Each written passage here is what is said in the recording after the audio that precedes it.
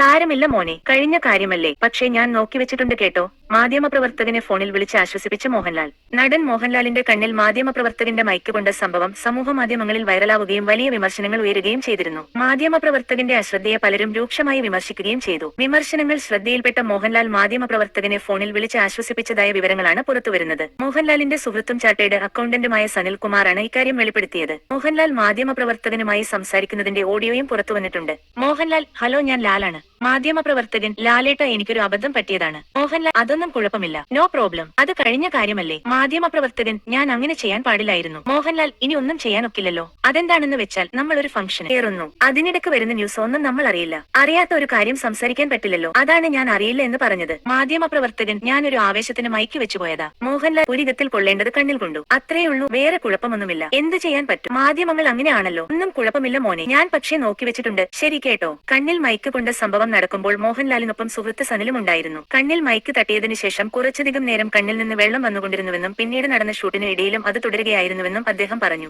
സമൂഹ മാധ്യമങ്ങളിൽ ഈ സംഭവത്തിനു കാരണക്കാരനായ മാധ്യമപ്രവർത്തകനെ കുറ്റപ്പെടുത്തുന്ന വിമർശനങ്ങൾ ശ്രദ്ധയിൽപ്പെട്ടപ്പോൾ അദ്ദേഹം ഈ മാധ്യമപ്രവർത്തകന്റെ ഫോൺ നമ്പർ കണ്ടെത്തി അയാളെ വിളിക്കുകയായിരുന്നെന്നും സനിൽ കുമാർ പറഞ്ഞു. കഴിഞ്ഞ ദിവസം തിരുവനന്തപുരം ടാഗോർ തിയേറ്ററിൽ GST ദിനാഘോഷ ചടങ്ങിൽ പങ്കെടുത്ത് പുറത്തിറങ്ങുന്നതിനിടെയാണ് മാധ്യമപ്രവർത്തകന്റെ മൈക്ക് മോഹൻലാലിന്റെ കണ്ണിൽ തട്ടിയത്. മകൾ വിസ്മയുടെ സിനിമ പ്രവേശത്തെക്കുറിച്ച് മാധ്യമപ്രവർത്തകർ ചോദിക്കുന്നതിനിടെയായിരുന്നു സംഭവം.